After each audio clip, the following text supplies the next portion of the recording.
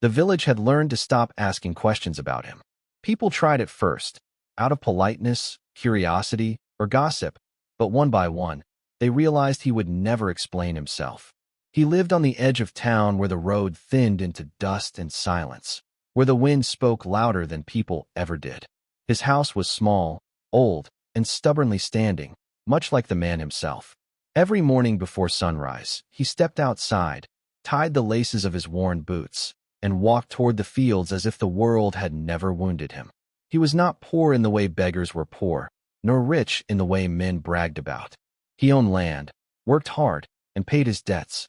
Yet there was something about him, something closed, guarded, that made people uneasy. They said his heart had once been full, then emptied by a loss so deep it reshaped him. Some whispered he had loved a woman beyond reason. Others claimed he had buried more than just the dead. The truth was known only to him, and he carried it like a scar under his shirt. After his wife died, the village changed its behavior toward him. At first, there was sympathy, food sent to his house, soft voices, careful looks. Then time passed, and sympathy turned into expectation. A widowed man in his prime was not meant to remain alone.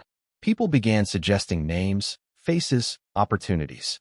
Beautiful widows appeared in his path like rehearsed scenes. They brought fresh bread, warm smiles, and stories that ended conveniently with laughter.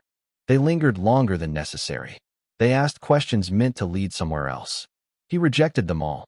Not rudely, not loudly. He simply said no, or sometimes nothing at all. A nod, a brief smile, and the door closed again. The village was offended. Who rejects beauty? Who turns away women who could bring comfort, warmth, and companionship? Some widows were kind, others clever, a few desperate. All were visible, admired, discussed, and all were refused. The gossip grew sharper. People said he was proud, broken, cold. They said he feared happiness or punished himself for surviving. A few claimed he thought no woman could replace his wife. Others argued he enjoyed being chased. Everyone had a theory, and all of them were wrong. The quiet girl lived 2 houses away from the blacksmith. Most people barely noticed her. She spoke softly, kept her eyes lowered, and worked with her hands more than her mouth. Her father had died young. Her mother followed not long after, leaving her with skills instead of inheritance. She learned to sew, to mend, to fix what others threw away. Shoes, clothes, bags. If it was broken, she could give it another life. She never dressed to impress.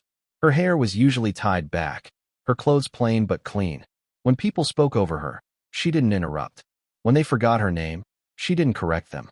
She lived in the background of the village, present but unnoticed, like a steady rhythm no one consciously hears. One afternoon, he came to her door holding his boots. They were old, cracked at the sides, the soles worn thin. Any other man would have thrown them away, bought new ones, and moved on. But he believed in keeping things that had carried him through storms. He knocked once, not expecting much. She opened the door, surprised. Few people came to her for work anymore. It was easier to buy new things. She looked at the boots, then at him, and nodded. No questions, no comments. He sat outside while she worked. She cleaned the leather gently, as if it could feel pain. She stitched slowly, carefully, reinforcing the weak places instead of hiding them. She didn't complain about the damage or the time it would take. She simply worked, focused and patient. When she handed the boots back, he noticed something strange. She hadn't tried to make them look new. She had made them stronger. The cracks were still visible, but they were held together with care. They told a story, and the story continued.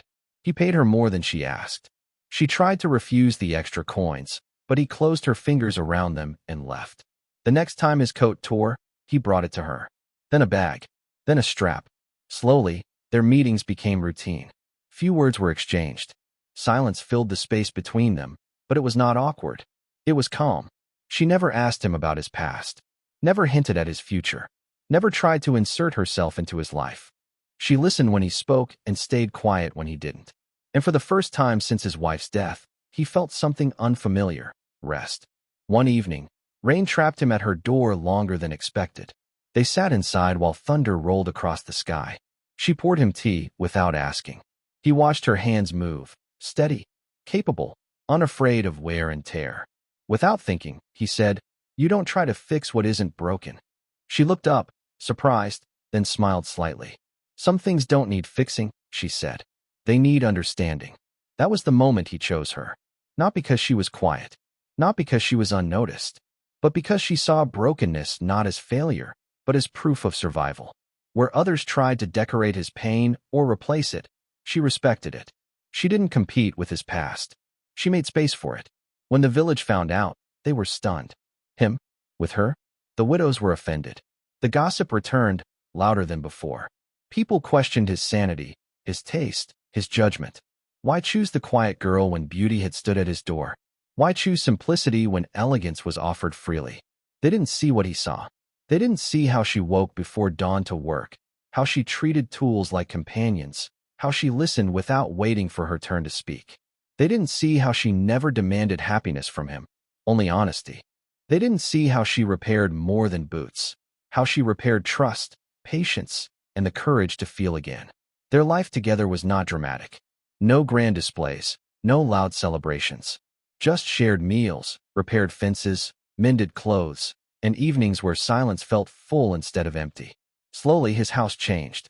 Not with new furniture, but with warmth. Not with decorations, but with presence. He still wore the same boots. One day, a child asked him why he never bought new ones. He looked down, smiled, and said, "Because these know where I've been and where I'm going." The village eventually stopped talking. They always do. But some lessons remain, even after the noise fades. Love does not always arrive loudly. Sometimes it comes quietly, with needle and thread, fixing what the world says should be replaced. Sometimes the right person is not the one who shines the brightest, but the one who knows how to care for what is worn. If this story touched something inside you, if it reminded you that real love values depth over display, then you already understand its message. Stories like this are shared to remind us of what truly matters, in a world that often forgets.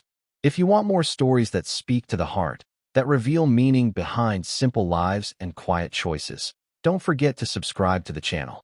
Your support helps keep these stories alive, and together, we can continue sharing narratives that inspire, heal, and remind us that sometimes the most powerful love stories are the ones told softly.